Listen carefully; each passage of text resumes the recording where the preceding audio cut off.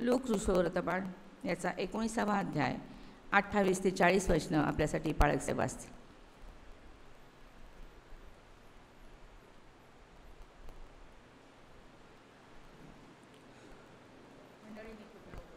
कृपया आपण उभे राहूया. आजच्या मननाकरता जो शुभ वर्तमानाचा शास्त्रपाठ आहे त्याचं यावेळी आपण वाचन करत आहोत. लुकूर शुभ वर्तमान याचा 19वा अध्याय 28व्या वचनापासून ते 40व्या वचनापर्यंत आज करता नेमण्यात आलेलं शुभ वर्तमान आहे. येशूचा यरुशलेमेत जयोत्सवाने प्रवेश. ह्या गोष्टी सांगून तो वर यरुशलेमकडे जात असताना स्वतः पुढे चालत होता. मग असे झाले की ज्याला जैतुनाचा डोंगर म्हणतात त्याच्या नजीक असलेल्या बेतफगे व बेथानी या गावाजवळ तो येऊन पोहोचल्यावर त्याने शिष्यांपैकी दोघांना असे सांगून पाठवले, तुम्ही समोरच्या गावात जा, म्हणजे तेथे जातात ज्याच्यावर कोणी कधीही बसले नाही असे एक शिंगरू बांधलेले तुम्हाला आढळेल. ते सोडून आणा. ते का सोडता असे कोणी तुम्हाला विचारलेच तर प्रभूला याची गरज आहे असे सांगा. तेव्हा ज्यांना पाठवले होते ते तेथे गेल्यावर त्यांना त्याने सांगितल्याप्रमाणे आढळले. ते शिंगरू सोडत असता त्याचे धनी त्यांना म्हणाले, शिंगरू का सोडता? तेव्हा ते म्हणाले, प्रभूला ह्याची गरज आहे. मग त्यांनी ते येशूकडे आणले आणि आपली वस्त्रे त्या शिंगरावर घालून त्यावर येशूला बसवले. आणि जसजसा तो पुढे चालला तसतसे लोक आपली वस्त्रे वाटेवर पसरत गेले. तो जैतुनाच्या डोंगराच्या उतारणीवर पोहोचताच सर्व शिष्य समुदाय व महत्कृत्य त्यांनी पाहिली होती त्या सर्वांमुळे आनंद करून उच्च स्वराने देवाची स्तुती करत म्हणू लागले, प्रभूच्या नावाने येणारा राजा धन्यवादित असो. स्वर्गात शांती आणि ऊर्ध्वलौकिक गौरव. तेव्हा समुदायातील काही पुरुषांनी त्याला म्हटले, गुरुजी, आपल्या शिष्यांना दटावा. त्याने म्हटले, मी तुम्हाला सांगतो, हे गप्प राहिले तर धोंडे ओरडतील. या ठिकाणी शुभवर्तमानाचा शास्त्र संपतो. हे ख्रिस्ताचे शुभवर्तमान आहे.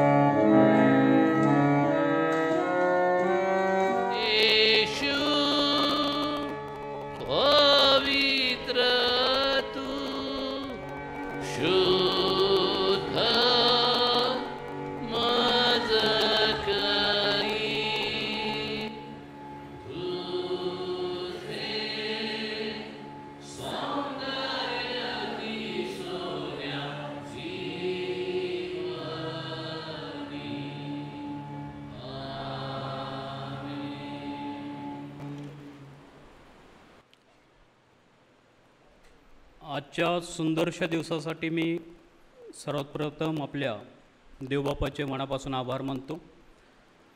त्याचबरोबर BDM चर्चचे priest incharge reverend Wilson Pandit पाळक साहेब आणि या मंडळीची कमिटी, त्याचबरोबर महिला मंडळ, तरुण संघ, संडे स्कूल, ज्येष्ठ नागरिक या सर्वांचे प्रभूमध्ये मनापासून आभार मानतो की आजच्या ह्या अत्यंत मोठ्या आणि महत्त्वाच्या दिवशी देवबापाच्या वचनाची सेवा करण्याची संधी कमिटीनं मला लावून दिली. त्याकरता मी कमिटीचे परत एकदा मनापासून आभार मानतो. आपल्या मंडळीत सेक्रेटरी आणि खजिनदार यांचे देखील मी विशेष यावेळी आभार मानत आहे. आजच्या वचनाकडं जाण्याच्या पूर्वी सुंदरशी फेरी झाली आणि ही फेरी मला असं वाटते की दरवर्षी या मंडळीच्या माध्यमातून या परिसरामध्ये होत असते आणि आजची फेरी देखील अतिशय छान रीतीनं या ऐतिहासिक परिसरामध्ये आणि देवाचं गौरव करत येशू ख्रिस्ताची सुवार्ता सांगत आणि देवबापाच्या आशीर्वादानं पार पडली. त्याकरता मी देवबापाचे आभार मानतो. देवबापानं शक्ती पुरवली आणि त्याकरता मी देखील देवबापाची स्तुती करतो.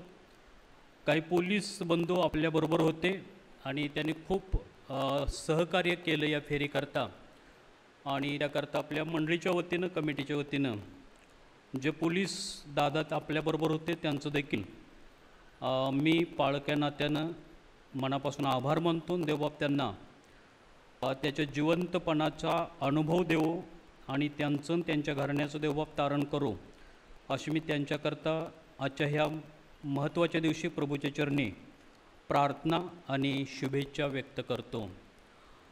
काही लोक फेरीमध्ये येऊ शकले नाहीत.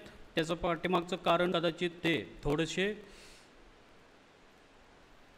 काही लोक फेरीमध्ये उपस्थित राहू शकले नाहीत. त्याच्या पाठीमागच्या कारण ते कदाचित थोडा वेळ उशीर आले असतील. काही लोक कदाचित वयामुळे आले नसतील. आता वय झाले तर ते कदाचित फेरीमध्ये सहभागी होऊ शकले नसतील, नाही का. आणि त्यांना असं वाटत असेल की आपण घोषणा देण्याचं काय झालेलं आहे, मिस झालेलं आहे. तर मी त्यांच्याकरता यावेळी त्यांना उभं राहण्यासाठी सांगतो जे फेरीमध्ये नव्हते त्यांना. म्हणजे नव्हता म्हणून घाबरू नका तुम्ही. कोण असं म्हणणार नाही की तुम्ही फेरीमध्ये नव्हता. अरे वा, छान छान छान आहे. डेअरिंग आहे लोकांच्यामध्ये. बरेचसे लोकांची फेरी मिस झाली होती. तर तुमच्याकरता मी घोषणा देणार आहे आणि तुम्ही त्याला प्रतिसाद जो आहे तो द्यायचा आहे. बसलेली देखील आवाज काढला तरी काय हरकत नाही. परंतु जे उभा आहेत ते विशेष अर्थानं फेरीमध्ये नव्हते म्हणून मी त्यांच्याकरता या घोषणा विशेष अर्थानं देत आहे, कारण देवबापान त्यांची दखल घेतलेली आहे. होसाना होसाना होसाना होसाना होसाना होसाना. आणि मी ढाळीवर पकडली नव्हती माझी, मी विसरलो होतो. तर मी क्षमा मागतो आणि परत माझी ढाळी देखील मी उंच करतो आणि आपण आपले देखील ढाळ्या उंच करून आपल्या येशू ख्रिस्ताचं आपल्या शहरामध्ये, आपल्या मंडळीमध्ये, आपल्या जीवनामध्ये, आपल्या कुटुंबामध्ये परत एक आपण स्वागत करूया. आणि ह्यावेळी आपण सर्वजण उभा राहिला, सर्वांनी आपल्या ढाळ्या उंच केल्या आणि प्रभूचं स्वागत आपण केलं. तर अतिशय चांगली गोष्ट आहे. जे अशक्तपणामुळे उठू शकत नसतील त्यांच्यावर काही जबरदस्ती नाही, परंतु मला असं वाटतं की सर्वजण उठलेले आहेत. होसाना होसाना होसाना होसाना होसाना होसाना. थँक्यू. सर्वांचे प्रभूमध्ये मी मनापासून आभार मानतो आणि तुमची ढाळी तुम्ही सांभाळा. सर्वांनी सहभाग दर्शवला त्याकरता मी सर्वांचे प्रत्येक प्रभूमध्ये मनापासून आभार मानतो. आणि अतिशय छान घोषणा तुम्ही बाहेर देखील दिल्या, चर्चमध्ये देखील दिल्या. ढाळ्या तुम्ही उंच केल्या आणि शेवटच्या घोषणेच्या वेळी माझ्या लक्षात आलं की माझी ढाळी खालीच होती. तर विशेष करून ती आठवण तुमच्याकडे पाहून मला आली आणि तुमच्या ढाळीबरोबर माझी ढाळी येशू ख्रिस्ताचं स्वागत करण्यासाठी देवबापानं मला संधी दिली. त्याकरता मी देवबापाचे मनापासून आभार मानतो. आजच्या उपासनेमध्ये परत एक वेळा मला सुंदरशी संधी देवबापानं दिली, त्याकरता मी देवबापाचे आभार मानत आहे. मी आल्यानंतर मला एक आमचे प्रिय अंकल त्यांनी सांगितले की पाळकसाहेब एक गाणं म्हणा, आणि ते प्रिय अंकल कोण असतील ते तुम्ही नंतर ओळखा. तर त्या प्रिय अंकलची इच्छा पूर्ण करण्यासाठी, कारण ते माझ्या खूप प्रीती करतात. आणि बघा ते नोएलनं बोट दाखवलं त्यांच्याकडं, तर नोएल ज्यांच्याकडे बोट दाखवतील ते आमचे प्रिय अंकल आहेत आणि त्यांची इच्छा पूर्ण करण्यासाठी. नोएल दाखवलं का बोट तुम्ही? दाखवलं त्यांनी. एक हिंदी गीत आहे जे तुम्हा सर्वांना माहीत आहे. मी फक्त गाणार आहे आणि तुम्हा सर्वांना ते गीत माहीत आहे. हे जमीन हे आसमां बहार का समा, ये ज़मीं है आसमां बहार का समान, दुनिया बनाने वाले की ये सब है गवाह, दुनिया बनाने वाले की ये सब है गवाह। ये ज़मीं ये आसमां बहार का समान, ये ज़मीं ये आसमां बहार का समान। सुबह जो रोज आती है किरण को गोल देती है, नए नए रंग से रंगी रंगीन होती है। क्या खूब है बनाया ये प्यारा जहां, क्या खूब है बनाया ये प्यारा जहां। दुनिया बनाने वाले की ये सब है गवाह, दुनिया बनाने वाले की ये सब है गवाह। ये ज़मीं ये आसमां बहार का समान, ये ज़मीं ये आसमां बहार का समान। सागर को किसने रोक लिया, धरती को किसने नाप लिया, दिल की है जो धड़कने इसे किसी ने चला दिया, दिल की है जो धड़कने इसे किसी ने चला दिया। कली कली हर फूल भी हर शाम का दुआ, कली कली हर फूल भी हर शाम का दुआ। दुनिया बनाने वाले की ये सब है गवाह, दुनिया बनाने वाले की ये सब है गवाह। ये ज़मीं ये आसमां बहार का समान, ये ज़मीं ये आसमां बहार का समान। प्रभु ने मुझको बना दिया, कितना मुझको प्यार किया, प्रभु ने मुझको बना दिया, कितना मुझको प्यार किया, मेरे लिए जान देकर पापों से मुझको बचा लिया, मेरे लिए जान देकर पापों से मुझको बचा लिया। जीवन मेरा ये दिल मेरा और ये मेरी जुबान, जीवन मेरा ये दिल मेरा और ये मेरी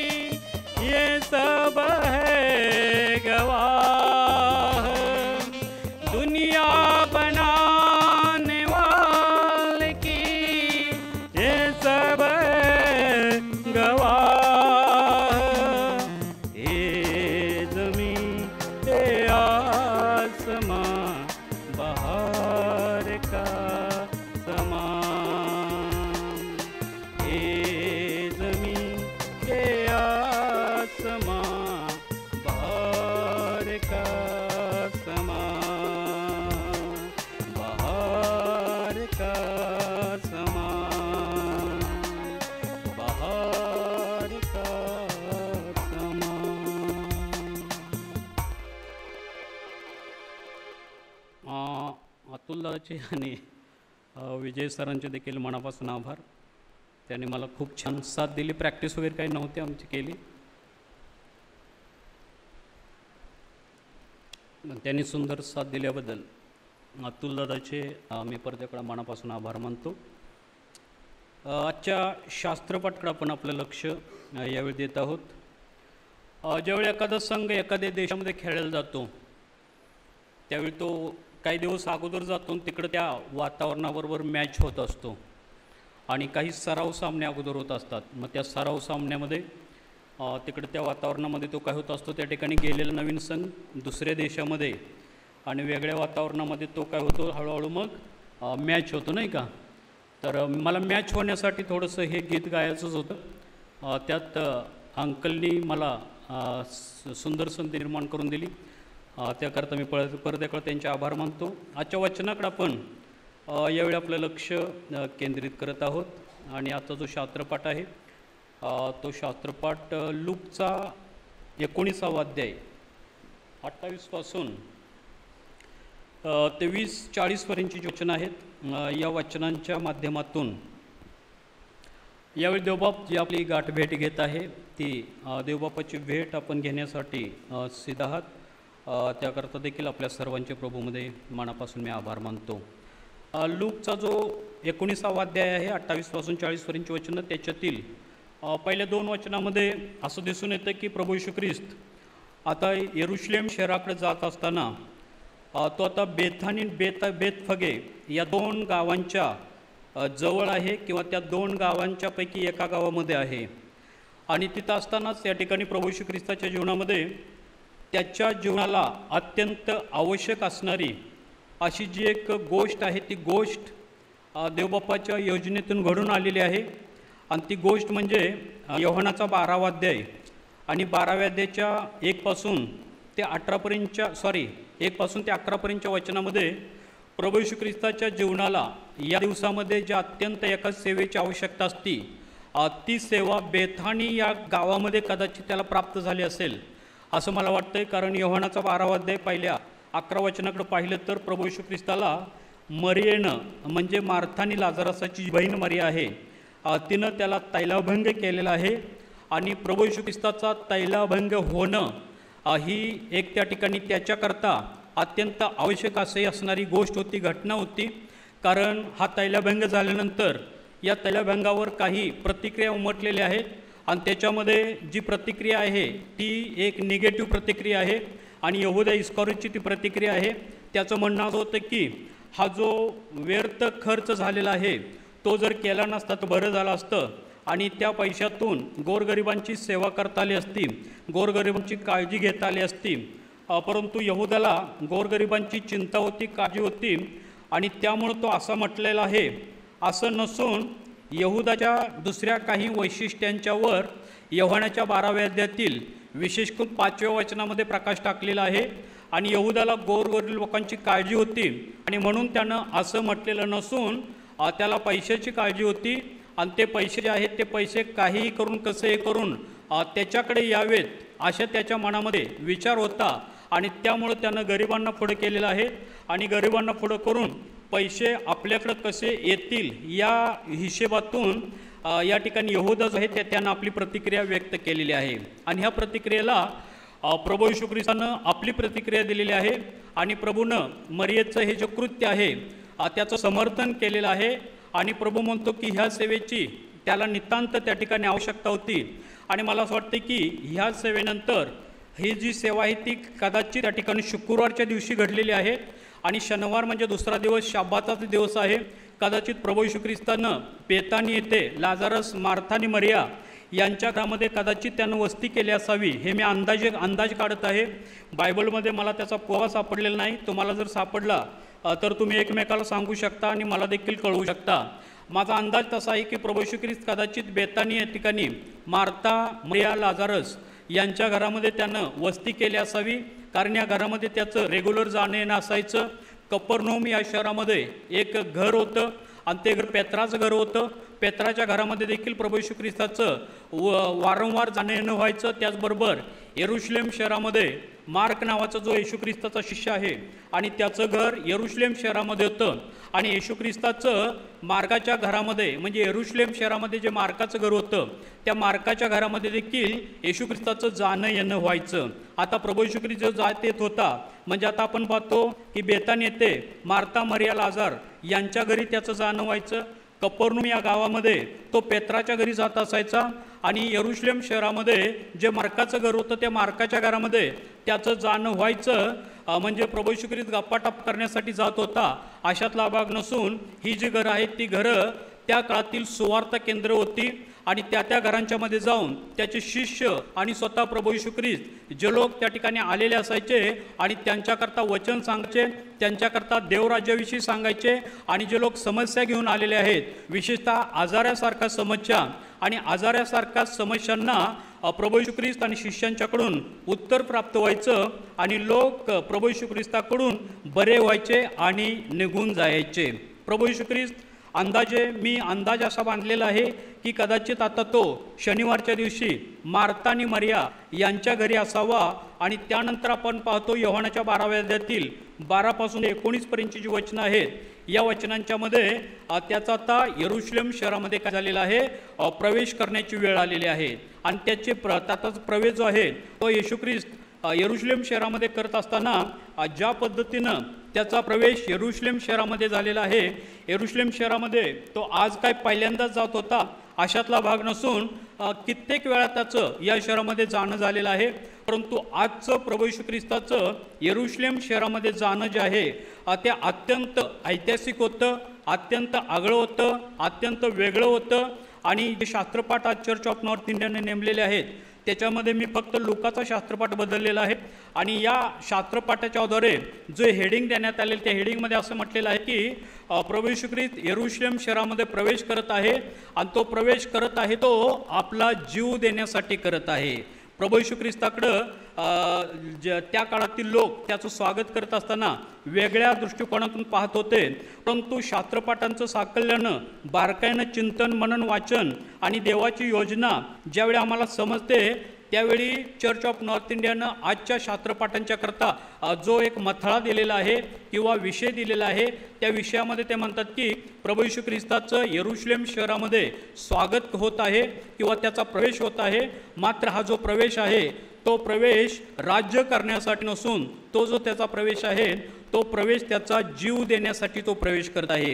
आणि तो कोणत्या कारणासाठी जीव देत आहे तर तुमचं आणि माझं आणि सर्व जगातील प्रत्येक विश्वास ठेवणाऱ्या कोणत्याही मनुष्याचं तारण व्हावं या उदात्त हेतूनं येशू ख्रिस्त आता यरुशलेम शहरामध्ये प्रवेश करत आहे. आणि हा प्रवेश करत असताना त्याच्याकडं पाहण्याचा दृष्टिकोन ह्याच्यावर मी आपल्याबरोबर थोडा वेळ बोलणार आहे. प्रभू येशू ख्रिस्त आता यरुशलेम शहरामध्ये प्रवेश करत आहे, तो जीव देण्यासाठी प्रवेश करत आहे आणि त्यानं जीव दिल्यामुळं तुमचं माझं सर्व विश्वासणाऱ्यांचं आणि जगाचं तारण होणार आहे ही देवाची योजना येशू ख्रिस्ताला माहीत आहे, देवाला माहीत आहे. आणि येशू ख्रिस्त केवळ आणि केवळ त्याच एका उद्देशानं आता तो गाढवीच्या शिंगरावर बसून यरुशलेम शहरामध्ये काय करत आहे प्रवेश करत आहे. परंतु अशा पद्धतीनं येशू ख्रिस्त जो यरुशलेम शहरामध्ये प्रवेश करत आहे त्या येशूकडं यहुदी समाज कोणत्या दृष्टिकोनातून पाहत आहे. ज्या समाजामध्ये त्याचा जन्म झाला, ज्या समाजामध्ये देवबापाने त्याला पाठवलं तो समाज आता रोमी साम्राज्याच्या किंवा रोमी सम्राटाच्या आधिपत्याखाली होता. आणि रोमची सत्ता जी आहे ती त्या काळामध्ये सर्वत्र होती. कारण येशू ख्रिस्ताच्या जन्माच्या वेळी सर्व जगाची नावनिशी लिहिली जावी असं लिहिले ना. नावनिशी कोणाची लिहिली जावी? सर्व जगाची नावनिशी लिहिली जावी अशी ऑर्डर निघाली. असा फतवा काढला. कोणी फतवा काढला? कैसर ऑगस्टानं काय काढला? असा फतवा काढला. सर्व जगाची नावनिशी लिहावी याचा अर्थ जवळजवळ सर्व जगावर रोमचं राज्य जे आहे ते पसरलेलं होतं आणि त्यामुळं कैसर ऑगस्टाची जी आज्ञा आहे फतवा आहे तो फतवा सर्व जगाची नावनिशी लिहिली जावी. आणि त्याच राज्याचा एक भाग यहुदी राष्ट्र आहे, यहुदी समाज आहे आणि यहुदी समाज बरेच वर्ष आता रोमन सम्राटाच्या आधिपत्याखाली त्यांचं जीवन जगत आहे. त्यांचं सामाजिक राजकीय जीवन जे आहे ते आता रोमन साम्राज्याच्या आधिपत्याखाली आहे. आणि अशावेळी यहुदी समाजाचा येशू ख्रिस्ताकडं, जो येशू ख्रिस्त आता यरुशलेम शहरामध्ये गाढवीच्या शिंगरावर बसून प्रवेश करत आहे, त्या येशू ख्रिस्ताकडं पाहण्याचा किंवा त्याच्याकडून त्या समाजाच्या अपेक्षा ज्या आहेत त्या अपेक्षा म्हणजे येशू ख्रिस्तानं यहुदी समाजाचं राज्यपद घ्यावं. येशू ख्रिस्तानं काय करावं? यहुदी समाजाचं राज्यपद घ्यावं. आणि जसे इतिहासामध्ये शाऊल राजा होऊन गेला, दावीद राजा होऊन गेला, शल्मोन राजा होऊन गेला आणि बरेचसे राजे होऊन गेले. आणि त्या परंपरेमध्ये म्हणजे राजकीय दृष्टिकोनातून येशू ख्रिस्तानं आता यहुदी लोकांचं राज्यपद भूषवावं, त्या राज्याचा त्यानं अधिकारी व्हावं आणि त्यांच्यावर असणारी जी रोमई सत्ता आहे ती सत्ता त्यानं काय करावी? त्या ठिकाणी उलटवून टाकावी. कारण त्यांनी प्रभू येशू ख्रिस्ताच्या जीवनामध्ये असणारं जे सामर्थ्य आहे ते अनेक दृष्टिकोनातून पाहिलेलं होतं. प्रभू येशू ख्रिस्तानं त्याच्या जीवनामध्ये असणारं देवाचं सामर्थ्य अनेक चमत्काराच्या माध्यमातून आणि त्याच्या उपदेशाच्या माध्यमातून यहुदी लोकांच्या लक्षामध्ये आलेलं होतं. आणि यहुदी लोकांना आता नेमकेपणानं असं वाटायला लागलेलं होतं की येशू ख्रिस्तानं आता हे राज्यपद घ्यावं आणि रोमी साम्राज्यापासून, रोमी सम्राटापासून आणि रोमी लोकांच्यापासून आमची त्यानं काय करावी? त्या ठिकाणी सुटका करावी आणि आम्हाला स्वातंत्र्य त्याच्या राजकीय कारकिर्दीमध्ये प्राप्त व्हावं. या दृष्टिकोनातून यहुदी समाज काय करत आहे? येशू ख्रिस्ताकडे पाहत आहे. आणि स्वातंत्र्य सर्वांना प्रिय असतं, स्वातंत्र्य हा सर्वांचा अधिकार असतो. हा समाज बरेच वर्ष पारतंत्र्यामध्ये होता, भारत देखील काही काळ पारतंत्र्यामध्ये होता आणि भारताला देखील स्वातंत्र्य प्राप्त होण्यासाठी भारताने देखील चळवळी उभा केलेल्या होत्या. आणि त्या चळवळीमध्ये काही रक्तावर विश्वास ठेवणारे लोक होते, म्हणजे रक्ताची चळवळ करायची. आणि काही लोकांची चळवळीची जी भूमिका होती ती भूमिका अहिंसेच्या द्वारे काय करायची आहे? सत्ता मिळवून घ्यावयाची आहे.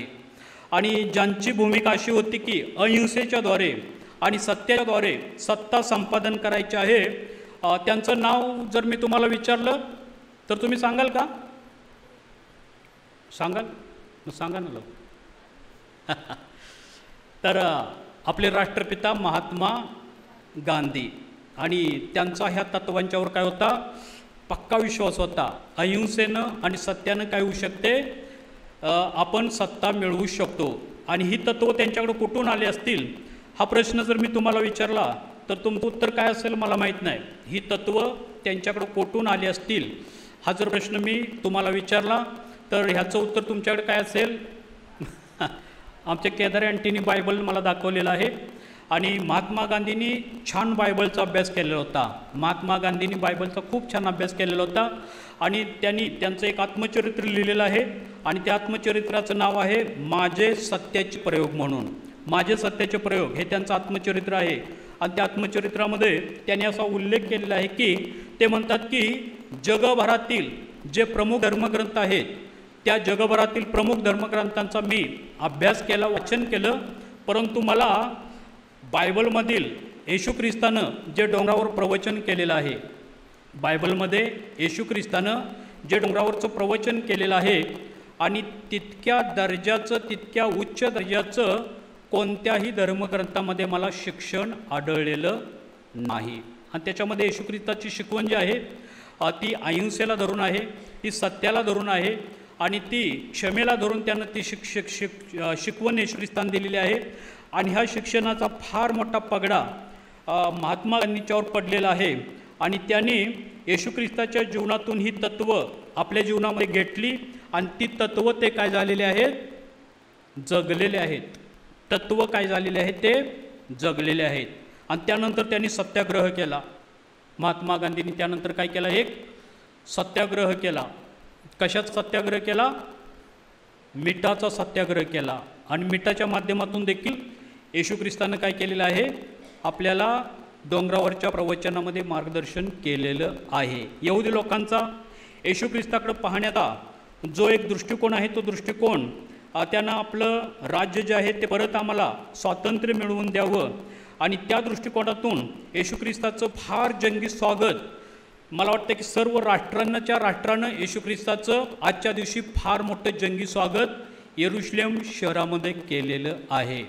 त्यानंतर एक घटक या ठिकाणी नेहमीच येशू ख्रिस्ताकरता आणि त्याच्या सेवा कार्यामध्ये फार डोकेदुखी ठरलेला आहे. येशू ख्रिस्ताच्या सेवा कार्यामध्ये शास्त्राच्या आधारे एक घटक येशू ख्रिस्ताकरता नेहमी डोकेदुखी ठरलेला आहे आणि त्या घटकाकडे आपण थोडा वेळ पाहण्याचा प्रयत्न करत आहोत.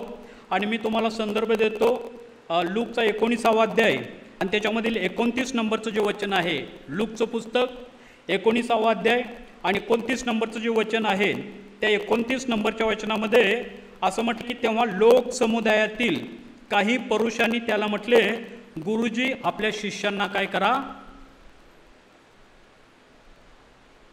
तुम्ही बोलत का नाही बरं? गुरुजी तुम्ही आपल्या शिष्यांना काय करा, दटावा. आणि हा जो एक विशिष्ट वर्ग आहे ज्याला परुषी म्हटलेला आहे.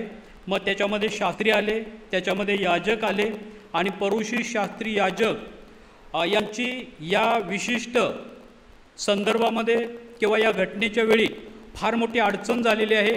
त्यांची फार मोठी कोंडी झालेली आहे. कारण ते उघड्या डोळ्यांनी पाहत आहेत की आता सर्व राष्ट्राच्या राष्ट्र प्रभू येशू ख्रिस्ताच्या पाठीमागे गेलेला आहे. त्याचा ते जय जयकार करत आहेत, त्याचा त्याने अंगीकार केलेला आहे. येशू ख्रिस्ताचा सर्व राष्ट्रानं काय केलेला आहे, आता स्वीकार केलेला आहे. त्यामुळं पुरुषांना काय झालेलं आहे, भय निर्माण झालेला आहे. शास्त्री लोकांना भय निर्माण झालेला आहे. त्याच्यामध्ये याजक लोक देखील आहेत आणि त्यांना देखील एक भीती निर्माण झालेली आहे.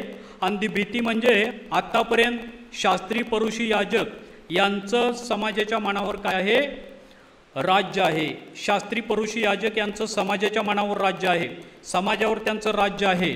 आणि त्यांना आता ही भीती निर्माण झालेली आहे की येशू ख्रिस्ताचा अंगीकार सर्व राष्ट्रानं केलेला आहे आणि सर्व राष्ट्राचे राष्ट्र येशू ख्रिस्ताच्या पाठीमागे चाललेलं आहे. येशू ख्रिस्ताच्या प्रत्येक शब्दाला आता राष्ट्र किंमत देत आहे. आणि येशू ख्रिस्तानं जर थोडंफार शास्त्री, परुषी, याजक यांच्या विरोधामध्ये एखादा जरी शब्द बोलला तरी मला असं वाटतं की त्यांची सत्ता एका क्षणामध्ये नाहीशी होऊ शकली असते. आणि ही परिस्थिती पाहिल्यानंतर परुषी हा प्रतिनिधी आहे, याजकांचा तो प्रतिनिधी आहे, शास्त्र्यांचा तो प्रतिनिधी आहे. आणि तो म्हणत आहे की गुरुजी तुम्ही काय का आपल्या शिष्यांना काय करावा, दटावा, त्यांना तुम्ही थांबवा. जे काय तुमचा जयघोष चाललेला आहे तो तुम्ही आता काय करा, त्या ठिकाणी थांबवा. म्हणजे एखादा तरुण नेता जेव्हा उदयास येत आहे, सामाजिक दृष्टिकोनातून मी आता बोलतो, आध्यात्मिक दृष्टिकोनातून बोलत नाही.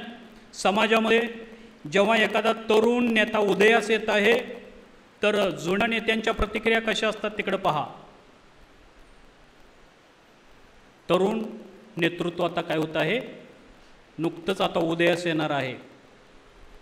आणि आता जुने जे नेते आहेत, मग ते शास्त्री असू द्यात, परुष असू द्यात किंवा याजक असू द्यात, त्यांना फार मोठा शह निर्माण होईल ह्या भीतीनं नक्की त्या काळामध्ये असलेलं होतं. आजची परिस्थिती तशी नाही बरं का. आजची परिस्थिती तशी नाही. म्हणजे नवीन नेतृत्वाला जुनं नेतृत्व आज काय करतं, पटकन वेलकम करतं, त्यांना खूप संधी निर्माण करून देतं, त्यांच्यासाठी कसलीही अडचण किंवा अडथळे निर्माण करत नाही. मी बोलतोय ते बरोबर आहे का? बरोबर. आमच्या आजी बरोबर आहे म्हणतात तिकडे असणाऱ्या, त्यांचा मान राखला पाहिजे. वयस्कर आजी आहेत आपल्या त्या. काय लोक म्हणतात असं नाही, असं काही घडत नाही म्हणे. काय लोकांचं असं म्हणणं आहे की असं काय होत नाही. तर ज्यांना शह बसेल असं वाटतंय ते शास्त्री, परुषी, याजक यांच्या वृत्तीकडे कुठंतरी झुकलेले असतात आणि ते कुठंतरी मग वेगळ्या पद्धतीनं असेल किंवा आणखीन कोणत्या पद्धतीने असेल आणि नवीन उदयास येणाऱ्या नेतृत्वाला निश्चितपणे ज्वलंत आहे ना थोडं, तर तिथं निश्चितपणे अडथळे आज देखील निर्माण केले जातात म्हणजे जातात. आणि जुनं जरी नेतृत्व झालं, म्हणजे समजा 25-30 वर्षाचं जुनं नेतृत्व झालेलं आहे आणि गॉडफादर नसला, समाजामध्ये गॉडफादर लागतो. समाजामध्ये काय लागतो? बरोबर आहे. समाजामध्ये कोणी ना कोणीतरी गॉडफादर लागतो आणि ज्यांचा गॉडफादर नसतो ते नेतृत्व मान्य केलं जात नाही किंवा त्याला डावललं जातं. परंतु काही नेतृत्वांचे गॉडफादर हे गॉडच असतात. काही नेतृत्वांचे गॉडफादर कोण असतात? गॉडच असतात, गॉडच. त्यामुळं हे थोडंसं मला का बोलावं असं वाटलं ते मला माहीत नाही, परंतु देवबापान ते माझ्या मुखातून काय केलेलं आहे, बाहेर काढलेलं आहे. मूळ मुद्दा आपला असा आहे की पुरुषांची जी प्रतिक्रिया आहे ती प्रतिक्रिया वेगळी आहे, त्यांच्या अपेक्षा वेगळ्या आहेत आणि त्या अपेक्षेनं त्यांनी काय केलं आहे, प्रभू येशू ख्रिस्ताकडं पाहिलेलं आहे. तिसऱ्या दृष्टिकोनातून आता आपल्याला या घटनेकडं पाहायचं आहे आणि ह्या घटनेकडे तिसऱ्या दृष्टिकोनातून पाहण्याचा जर आपण प्रयत्न केला तर प्रभू येशू ख्रिस्ताचं स्वागत फार जंगी आहे. मात्र मगाशी थोडासा यहुदाचा उल्लेख केलेला होता. आता मी थोडंसं विस्तारानं यहुदाविषयी आपल्याबरोबर बोलण्याचा प्रयत्न करणार आहे. आणि यहुदानं जी प्रतिक्रिया दिली होती मगाशी, त्या प्रतिक्रियेमध्ये त्याची प्रतिक्रिया जी होती पूर्णपणे स्वार्थानं भरलेली होती, पूर्णपणे व्यवहारानं भरलेली त्याची प्रतिक्रिया होती. आणि त्या प्रतिक्रियेतून मला असं वाटतं की त्या ठिकाणी येशू ख्रिस्ताकडं बरेचसे लोक कदाचित आर्थिक दृष्टिकोनातून देखील पाहतात. बरेचसे लोक येशू ख्रिस्ताकडे कसे पाहतात?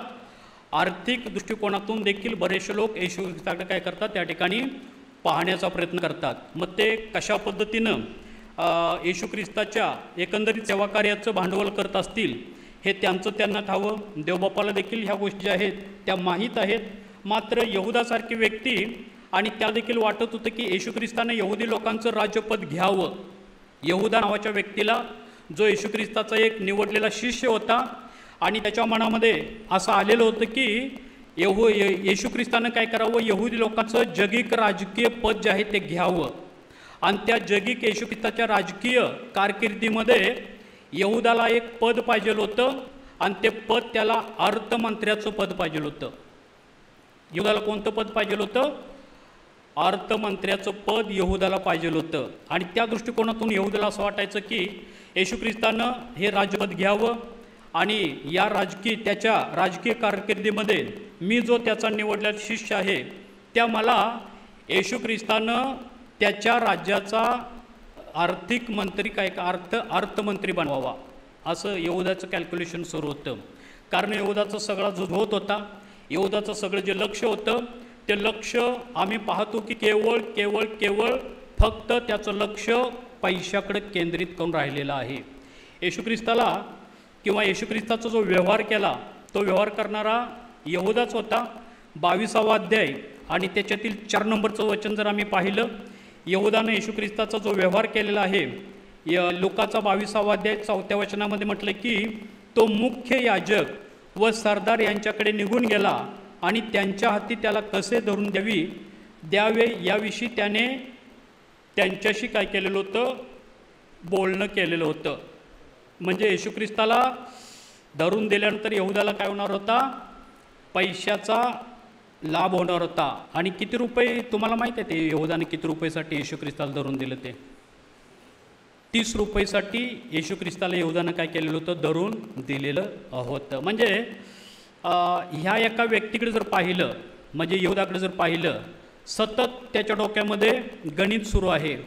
सतत तो गणिती दृष्टिकोनातून जगाकडे पाहत आहे, आपल्या जीवनाकडे पाहत आहे, येशू ख्रिस्ताकडे पाहत आहे. आणि त्याला सतत सातत्यानं असं वाटत होतं की आपल्याला येशू ख्रिस्ताच्या राजवटीमध्ये ह्या गोष्टींचा लाभ व्हावा, आपल्याला आर्थिक लाभ जो आहे तो फार मोठ्या प्रमाणामध्ये व्हावा.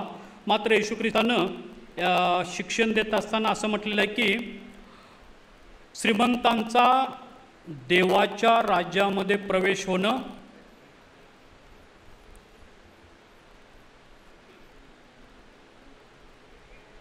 देवाच्या राज्यामध्ये प्रवेश होणं काय आहे, एक वेळेस काय होऊ शकतं, उंट काय होऊ शकतो, एक वेळेस सुईच्या नेड्यातून जाऊ शकतो, परंतु यहुदा व्यक्ती जी आहे ती फक्त पैशाभोवती फिरणारी होती. आता सर्व श्रीमंत म्हणजे सरसकट देवाच्या राज्याचा भाग नाहीत असं अजिबात नाही. लोक खूप श्रीमंत आहेत. बायबलमध्ये लोक खूप श्रीमंत होते.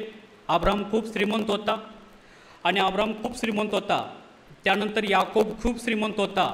देवाचे लोक गरीब असावेत असं शास्त्र अजिबात म्हणजे अजिबात सांगत नाही. देवाचे लोक देखील श्रीमंत पाहिजेत, परंतु त्यांच्याकडं देवावर प्रीती करणार देखील तितकंच मन देखील असण्याची आवश्यकता आहे. फक्त पैसा आणि पैसा पैसा पैसा याच गोष्टींच्या मागं जर लोक असतील तर त्या लोकांचे निश्चित अर्थानं त्या ठिकाणी फसवणूक निश्चित अर्थानं ठरलेली आहे. त्यामुळं यहुदाचा दृष्टिकोन येशू ख्रिस्ताकडे पाहण्याचा जो आहे तो थोडासा जगिक अर्थाचा असा दृष्टिकोन आहे. मात्र प्रभू येशू ख्रिस्त जो आहे त्याच्यावर आता थोडा वेळ आपल्याला विचार करायचा आहे. आणि प्रभू जो आहे त्यांना आता आम्ही पाहतो 28-29 वचनांच्या पुढे गेलो तर तो म्हणतो की तुम्ही समोरच्या गावात जा, म्हणजे तेथे जाताच ज्याच्यावर कोणी कधीही बसले नाही असे सिंगरू बांधलेले तुम्हाला आढळून येईल, ते सोडून आणा. आणि ते सोडता, ते का सोडता असे कोणी तुम्हाला विचारले तर प्रभूला ह्याची गरज आहे असे सांगा. प्रभूला ह्याची गरज आहे. प्रभू नेहमी गरजांच्यामध्ये होता. जगातील त्याच्या एकंदरीत सेवा कार्याचा आम्ही विचार केला तर प्रभूला ज्या अत्यंत आवश्यक गरजा होत्या त्या गरजांच्यासाठी प्रभू प्रत्येक वेळी मनुष्यावर अवलंबून होता. त्याला जगात प्रवेश करायचा होता, त्याला मर्यादेची गरज वाटलेली होती. त्याचा प्रवेश आणि त्याच्या जगातील प्रवेशाच्या वेळी बाळंतपण मर्यादेचं जे होतं ते करण्यासाठी एका गायीच्या गोट्याची त्याला गरज निर्माण झालेली होती. तो गायीचा गोटा त्याला कोणीतरी त्या ठिकाणी दिलेला होता. म्हणजे येशू ख्रिस्ताच्या जगातील सेवा कार्यामध्ये त्याला गरजा ज्या होत्या त्या होत्या आणि त्या गरजांचा पुरवठा मनुष्याकडून त्याच्याकरता निश्चित अर्थानं झालेला आहे. प्रभूला याची गरज आहे. आज प्रभूला कोणत्या गोष्टींची गरज आहे आणि प्रभू आपल्या जीवनातून कोणत्या गोष्टींची अपेक्षा करत आहे. गायीचे शिंगरू किंवा गाढव या प्राण्याकडे जर पाहिलं तर पवित्र शास्त्रामध्ये त्याला नम्रतेचं प्रतीक मांडलेलं आहे. गाढव हा जो प्राणी आहे तो नम्रतेचं प्रतीक म्हणून त्याच्याकडे पाहिलं जातं. आणि येशू ख्रिस्त स्वतः नम्र होता, त्यामुळं त्यानं राजा म्हणून प्रवेश करताना घोडा या प्राण्याची निवड करण्याच्या ऐवजी गाढव या प्राण्याची निवड केलेली आहे. आणि तो शांततेचा राजा आहे. शांततेच्या गोष्टी करण्यासाठी आलेला आहे, तह करण्यासाठी आलेला आहे, जगात शांतता प्रस्थापित करण्यासाठी आलेला आहे.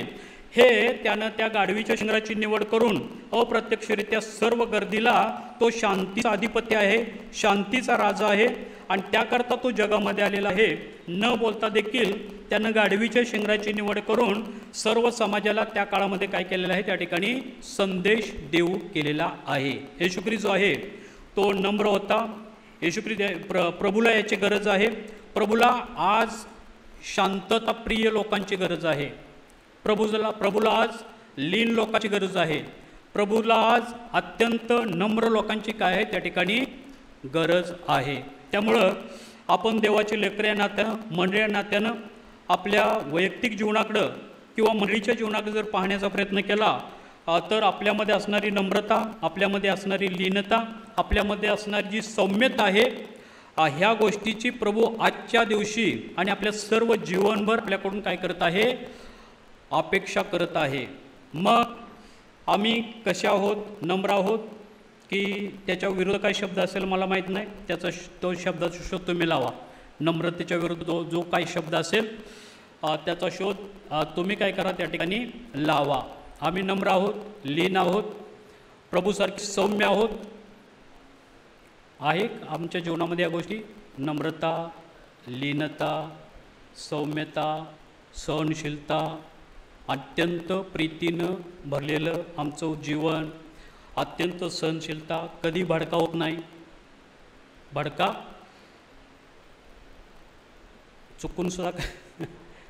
चुकूनसुद्धा काय होत नाही. आमच्या संबंधामध्ये आलेल्या लोकांच्या बरोबर आमचा चुकूनसुद्धा काय होत नाही, अजिबात भडका होत नाही. कारण आम्ही कोण आहोत, येशू ख्रिस्ताचे पाईक आहोत. आम्ही त्याचे अनुयायी आहोत, आम्ही त्याचे शिष्य आहोत. आणि त्याचे शिष्य असल्यामुळं आम्ही त्याच्यासारखेच आहोत. कारण त्याच्या जीवनामध्ये असं कुठंच आढळत नाही की कुठंतरी भडका झालेला आहे. त्याच्या वक्तव्यामुळं, त्याच्या कृतीमुळं, त्याच्या बोलण्यामुळं कुठं विध्वंसक काही गोष्टी घटना घडत गेलेल्या आहेत असं कुठं म्हणजे कुठंच काय होत नाही, आढळत नाही. प्रभूला याची गरज आहे.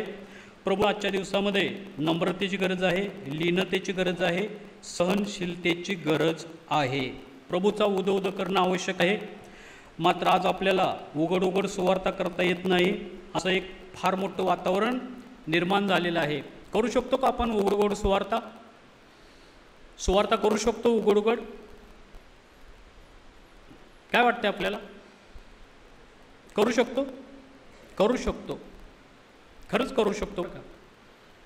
जरी कोणताही पक्ष पदावर असला, कोणत्याही पक्षाच्या हातामध्ये सत्ता असली तरी त्या पक्षानं बायबल बंद केलेलं नाही, बायबल बंद केलेलं नाही, प्रार्थना करू नका म्हटलेलं नाही.